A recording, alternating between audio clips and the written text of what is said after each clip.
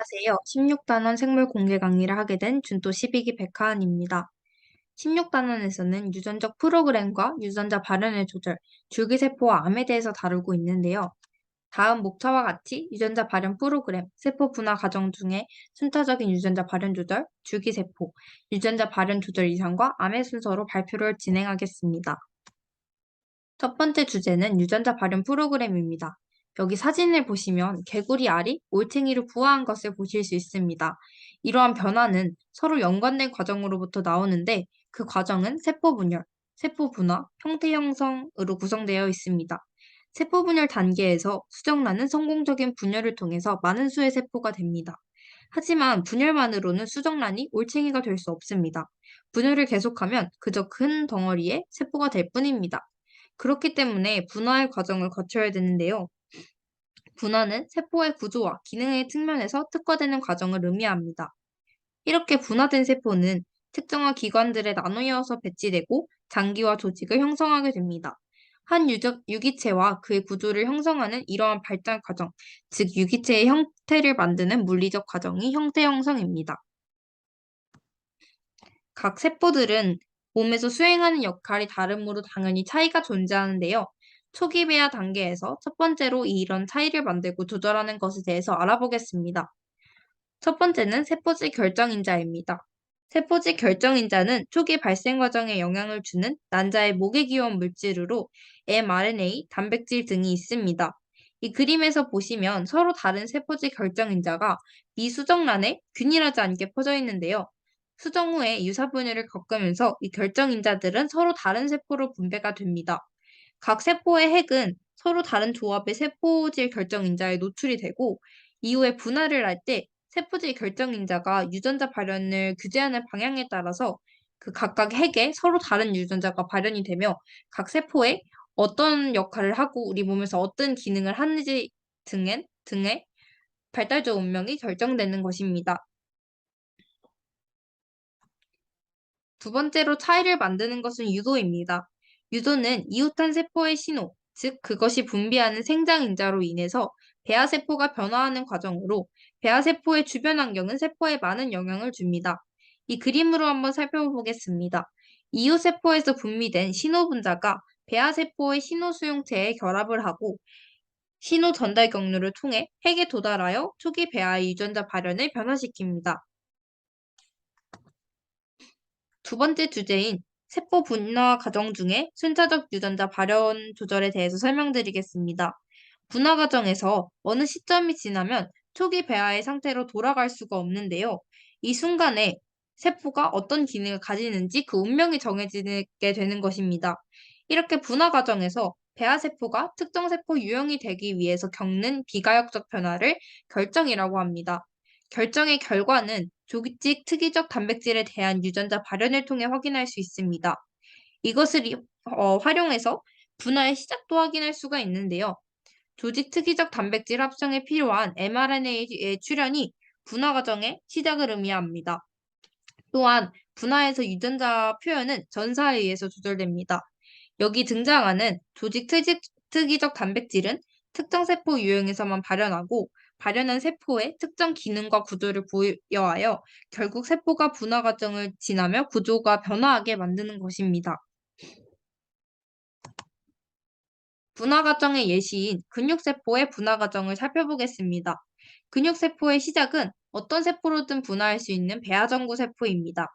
이 배아전구 세포에는 발생 조절 유전자와 다른 근육 특이 유전자들이 존재합니다. 배아전구 세포의 주변 환경은 이 세포가 근육세포가 되도록 영향을 주고 여기 그림에서 보시는 것처럼 이 배아전구 세포가 결정이 일어난 근원세포가 되는데 이 모양은 바뀌지 않지만 결정이 일어나서 다시 돌아갈 수 없는 골격근 세포가 되는 것입니다. 이 근원세포는 주변 세포의 신호에 의해서 마이오디 발생 조절 유전자가 전사돼서 전사 요소인 마이오디 단백질을 만들고 이것은 다른 근육 특이적 전사인자들의 유전자 발현을 활성화시키고 자기 마이오디 단백질 스스로의 전사도 촉진시킵니다. 이렇게 활성화된 다른 근육 특이적 전사인자들은 액틴이나 마이오신과 같이 근육을 구성하는 단백질을 생성하도록 하고 이런 과정의 마지막에는 마이오디가 세포 주기를 억제하는 유전자를 발현시킴으로써 세포 분열을 중단시킵니다. 더 이상 분열하지 않는 근원 세포들이 융합해서 다액성 근육세포, 즉 근육섬유를 이루게 되는 것입니다. 책에서는 다음으로 아포프토시스에 대해서 설명하고 있습니다. 아포프토시스는 감염, 손상되었거나 수명을 다한 세포가 스스로 죽는 것을 의미합니다. 죽음을 맞이하는 과정에서 세포의 DNA, 소기관들이 분해가 되고 세포의 각 부분들은 소낭의 형태로 분리가 됩니다. 그리고 식세포가 아포프토시스가 일어난 세포를 처리해서 흔적도 없이 사라지게 됩니다. 이 오른쪽에 그림에서 보시는 것처럼 1, 2, 3, 4, 5를 따라가면 결국에는 마지막에 식세포 작용으로 어, 아포프토시스가 일어난 세포들이 사라지는 것을 볼 수 있습니다. 그리고 여기 왼쪽은 실제 그림입니다. 왼쪽은 정상 세포를 의미하고 오른쪽의 세포가 아포프토시스가 진행 중인 세포의 실제 사진을 보여줍니다. 아포프토시스는 매우 중요한 현상인데요. 그 필요성에 대해서 설명드리겠습니다.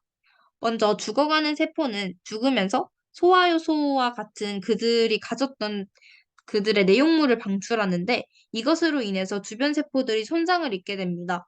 아포프토시스는 이런 죽어가는 세포를 처리함으로써 주변 세포들을 손상으로부터 보호할 수 있습니다. 두 번째로 아포프토시스는 모든 동물의 발달과 향상성 유지에 필수적으로 작용합니다. 세 번째로 척추동물에서는 신경계의 정상적 발생을 도와주고 사람에게는 손과 발, 다른 포유류에게는 발가락 형성 등에도 작용합니다. 이 아래 생쥐 발가락 형성 과정의 예시를 통해서 이것을 확인할 수 있는데요. 먼저 첫 번째 그림을 보시면 발가락 사이에 조직이 아직 남아있는 것을 보실 수 있습니다. 두 번째 그림에서 아포프토시스가 진행 중인 모습이고요. 마지막에 아포프토시스가 진행이 다 된 후에 발가락이 형성된 모습을 볼 수 있습니다. 생쥐 발가락 사이에 남은 조직을 아포프토시스를 통해서 제거를 함으로써 발가락을 형성하게 되는 것입니다. 이러한 아포프토시스는 다세포균류, 단세포 효모에서도 발생한 것으로 보아서 진핵생물 진화 초기에 나타난 기작임을 추정할 수 있습니다. 다음으로 패턴 형성에 대해서 알아보겠습니다.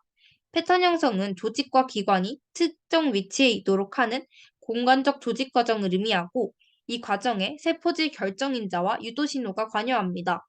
세포질 결정인자와 유도신호는 패턴 형성을 조절하는 분자적 신호인 위치 정보를 제공하는데요. 좌우대칭 동물의 경우 오른쪽 위의 그림처럼 조직과 기관이 생겨나기 전부터 신체의 앞뒤, 등, 배, 왼쪽과 오른쪽을 결정하는 세 개의 중심 채축이 형성되는데요. 세포의 위치 정보는 이 채축의 상대적으로 그리고 이웃 세포의 상대적으로 하는 그 세포의 위치를 포함하고 있고 그리고 세포와 그의 후손이 미래 분자 신호에 어떻게 반응해야 할지도 결정을 해줍니다. 더 자세한 과정을 위해서 잘 연구된 초파리를 알아보겠습니다. 초파리는 세 개의 채축과 오른쪽 아래 그림처럼 머리, 가슴, 배에 체절이 존재합니다. 다음으로 초파리의 생활 주기를 알아보겠습니다.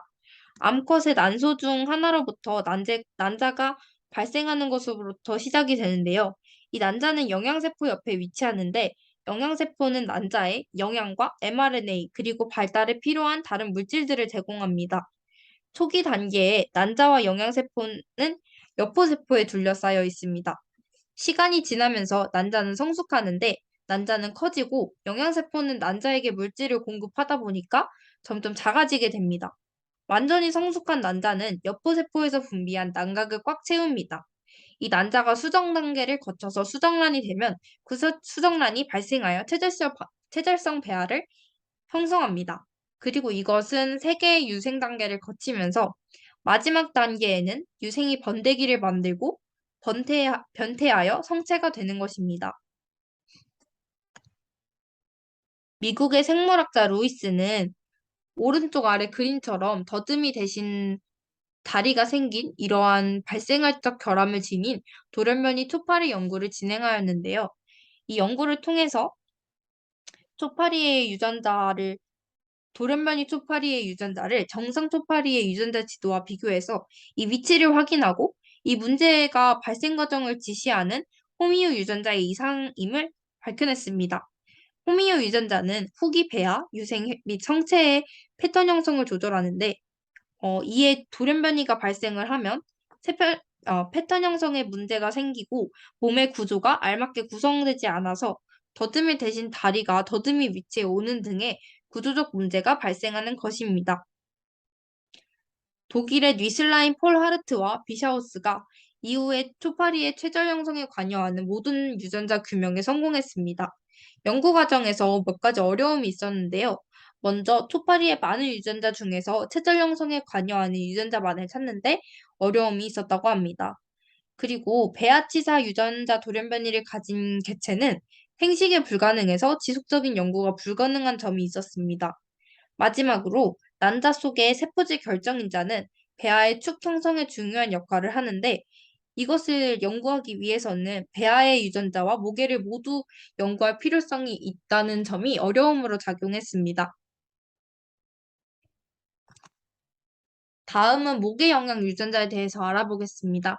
이것을 알아보기 위해서 먼저 대표적 예시를 살펴보면 난자의 세포질 결정인자는 초파리의 초기 발생에서 태 쪽을 설정을 하는데요.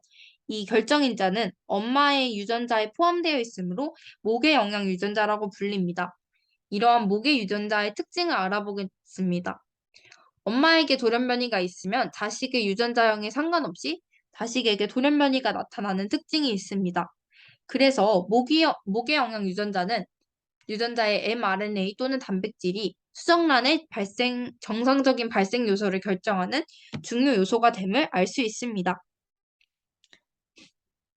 이 유전자는 특별히 초파리의 방향성을 조절하기 때문에 난자 극성 유전자라고 불리기도 합니다. 이러한 모계 영양 유전자의 돌연변이는 보통 배아치사 형태로 나타납니다. 다음 주제인 생물 복제와 줄기세포에 대해서 발표하겠습니다. 복제란 모세포와 동일한 세포를 만드는 것을 의미합니다. 좀 더 자세한 의미를 보면 감수 분열이나 수정 없이 하나의 세포로부터 개체를 발생시키는 과정입니다. 과연 이미 분화된 세포를 통해서 복제가 가능할까요? 먼저 식물세포의 복제입니다. 다 자란 당근의 세포를 통해서 개체의 복제를 실제로 성공하였습니다. 이 세포는 분할을 맞춰서 하나의 특성을 가진 세포임에도 불구하고 이것이 가능했습니다. 이를 통해서 식물의 경우에는 세포가 역분화하여 모든 세포를 만들 수 있음을 알 수 있고, 이를 다른 말로 전능성을 가졌다고 말할 수 있습니다. 분화한 동물 세포도 전능성을 가지는지 알아보기 위해서 난자의 세포를 분화한 세포로 바꾸는 핵치환을 이용한 실험을 진행하였습니다. 이 실험 과정에 대해서 간단히 소개를 하자면 난자의 자외선을 처리해서 핵을 파괴한 뒤에 개구리 배아로부터 얻은 핵을 이 난자에 이식하거나 아니면 올챙이의 세포로부터 얻은 핵을 난자에 이식하여서 실험을 진행했습니다. 개구리 초기 배아를 이식한 경우에는 대부분이 올챙이로 발생을 하였지만 완전히 분화한 세포인 올챙이의 완전히 분화한 소화관 세포를 이식한 경우에는 2% 이하의 난자만 올챙이로 발달하고 대부분의 배아는 앞 단계에서 발달을 멈춘 결과를 관찰할 수 있었습니다. 결론적으로 분화된 세포의 핵은 올챙이로의 발달을 지시할 수는 있지만 세포가 더욱 분화할수록 그 능력이 감소함을 알 수 있습니다. 지금까지 양서류의 경우를 살펴보았는데요. 포유류에서도 복제가 가능합니다. 앞서 나왔던 핵치환 기술을 이용해 복제한 돌리를 탄생시킨 사례가 있습니다. 돌리는 6살의 관절염과 폐 감염으로 인한 합병증을 겪다가 안락사로 사망했습니다.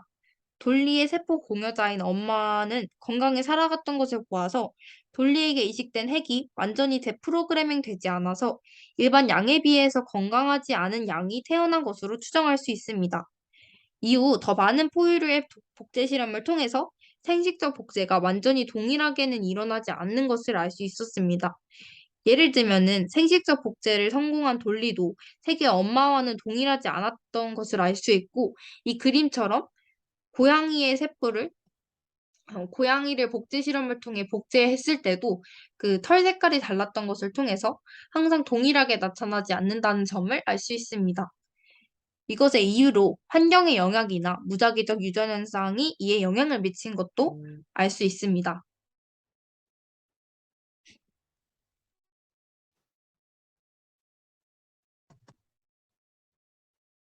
다음은 줄기세포에 대해서 알아보겠습니다. 줄기세포는 모든 종류의 세포로 분화할 수 있는 세포를 말합니다. 줄기세포는 하나의 줄기세포와 전구체 세포로 분열합니다. 이 전구체 세포는 외부 인자에 따라서 특정 세포로 분화할 수 있는데, 여기 보여지는 그림에서는 골수에서 유래한 줄기세포를 표현하고 있습니다.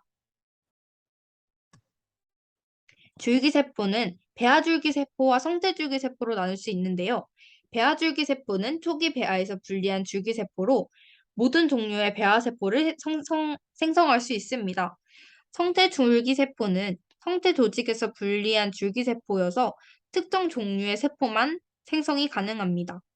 줄기세포 연구의 목표는 손상되거나 병든 기관을 수리한 세포를 제공하는 것입니다.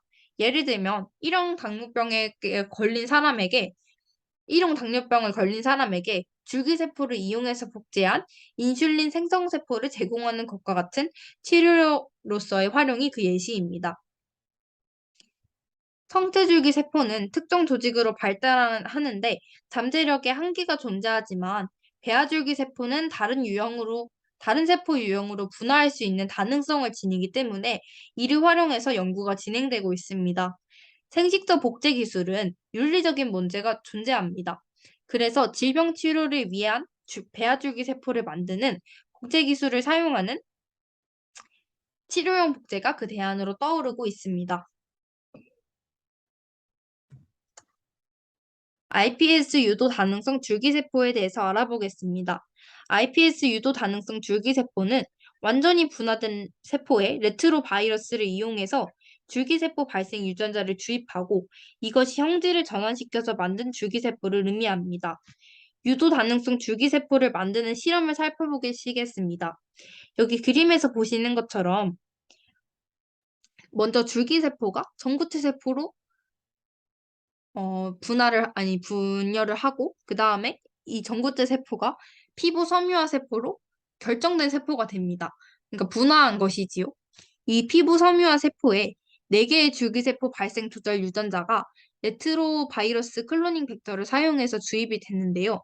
이 이후에 발생한 유도 다능성 줄기세포를 관찰해 보니까 배아줄기세포의 모습과 특성이 많이 닮은 것을 볼 수 있었습니다. 심지어 다른 세포로도 분화가 가능함을 실험 결과로 도출했습니다.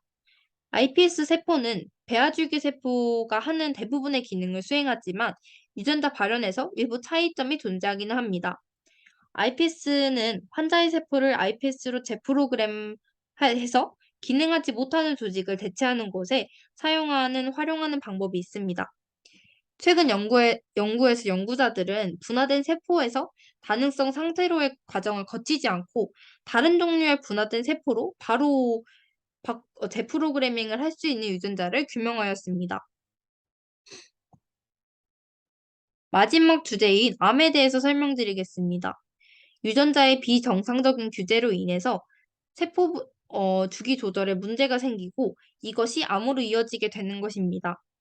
암 발생과 관련된 유전자에는 암을 유발하는 유전자인 발암 유전자가 있습니다. 원발암 유전자는 정상세포의 생장과 분열을 조절하는 단백질을 만드는 유전자입니다. 이 원발암 유전자가 발암 유전자로 바뀌게 되어서 암이 발생하는데 이걸 바뀌게 만드는 이유는 일반적으로 유전자의 변화 때문입니다. 이러한 이유 또는 원발암 유전자의 단백질 형성의 양이나 그 단백질 분자의 행동 능력이 증가해서 암이 발생합니다. 원발암 유전자가 발암 유전자로 바뀌는 유전자 이유를 3가지 카테고리로 나눠서 설명할 수 있는데요.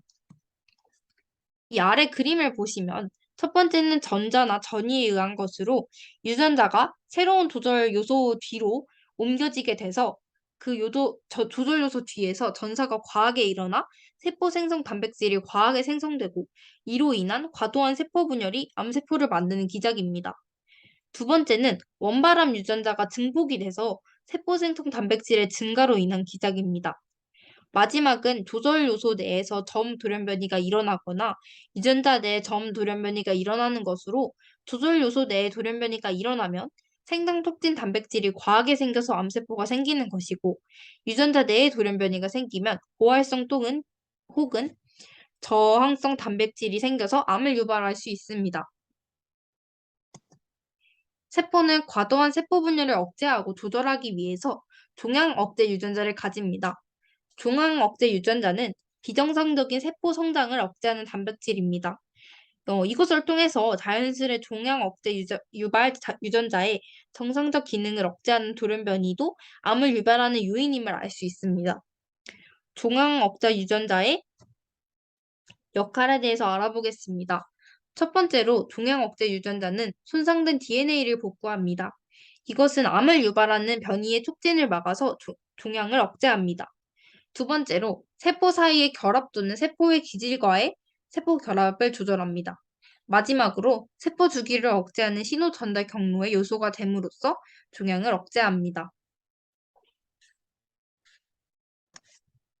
라스 단백질을 하나의 예시로 이해할 수 있습니다. 라스 단백질은 혈장막의 성장인자 수용체에서 단백질 키네이스의 캐스케이드로 신호를 전달하는 G 단백질로 라스 돌연변이는 인간 암의 30%에서 발생한다고 합니다. 라스 원발암 유전자의 돌연변이가 발생한 경우와 정상인 경우에서 세포주기 촉진 경로와 억제 경로는 어떻게 구성이 되는지 알아보겠습니다. 먼저 촉진 경로입니다. 정상적인 세포주기 촉진 경로를 살펴보면 먼저 생장인자가 수용체에 결합을 하고 신호가 라스 단백질에 전달이 되고 이 신호를 단백질 인산화 효소에 전달을 시켜서 전사인자가 활성화되고 세포주기를 촉진하는 단백질의 유전자 발현을 통해서 세포주기 단백질이 생성되는 것입니다. 돌연변이 세포주기 촉진 경로를 보면 라스 단백질이나 신호 전달 경로 내에 다른 단백질이 비정상적으로 활성화되는 경우에 과도한 세포 분열이 일어나서 암이 발생하는 것입니다. 과활성된 라스 단백질은 생장인자와 수용체가 결합하지 않아도 스스로 신호를 계속해서 전달하기 때문에 세포주기 단백질의 과발현을 통해서 암이 발생하게 만드는 것입니다. 다음은 억제 경로를 살펴보겠습니다. 정상적인 세포 주기 억제 경로를 보면 먼저 자외선과 같은 이유로 DNA가 손상이 됐을 때 이 손상 신호가 단백질 인산화 효소에 전달이 되고 P53이라는 단백질이 활성화돼서 세포 주기를 억제하는 단백질의 유전자가 전사에 촉진되고 그러니까 세포 주기를 억제하는 단백질 유전자의 전사가 촉진되고 세포 주기 억제 단백질이 생성이 돼서 세포 분열을 억제를 해서 멈추게 한 다음에 손상된 DNA 복제를 막는 것입니다. 만약에 손상이 심각한 경우에는 아포프토시스를 유발하게 됩니다. 하지만 돌연변이가 일어난 경우에 세포 주기를 억제하는 단백질을 생성하지 못하므로 손상된 DNA가 계속해서 복제되기 때문에 암 발생의 위험성이 증가하게 되는 것입니다. 마지막으로 암 발생의 다단계 모델에 대해서 알아보겠습니다. 이 모델은 사람의 암 중에 가장 연구가 많이 된 대장암 연구로 만든 모델인데요. 이 모델은 나이가 증가함에 따라서 암이 증가하는 이유를 설명합니다. 결론을 간단히 설명드리자면, 만약 암이 변이의 축적으로부터 온다면, 그리고 그 변이가 살면서 계속해서 발생하게 된다면, 우리가 더 많이 살수록 암을 발달시킨 가능성도 당연히 높아지는 것입니다. 조금 더 구체적인 과정을 살펴보겠습니다. 종양 억제자의 결손으로 대장 내벽에 작고 양성인 용종이 생깁니다. 이 용종의 세포는 비정상적으로 자주 분열하지만 겉에서 봤을 때는 정상적으로 보입니다. 하지만 종양 억제 유전자의 결손으로 이 종양은 더욱 큰 양성 종양으로 생장을 하고 종양억제 유전자 P53의 결손과 더불어 추가적 돌연변이를 거치면서 악성종양이 돼서 다른 조직을 침범하고 우리 몸을 위협하는 것입니다. 마지막은 이 단원의 키텀을 정리해 보았습니다. 이상으로 16단원 공개 강의를 마치겠습니다. 모두들 일반 생물학에서 좋은 점수 받으시면 좋겠습니다. 감사합니다.